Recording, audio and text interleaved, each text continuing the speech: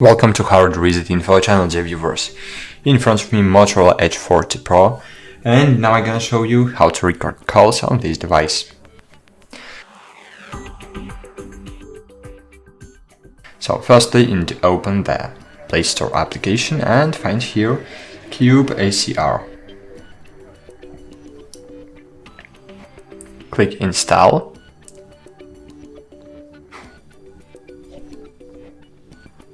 Click Open, Next. While using hello, enable App Connector.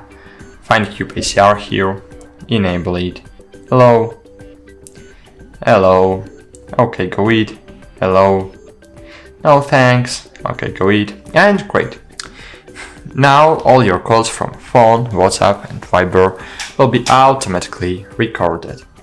That's it, thanks for watching, like this video, and bye.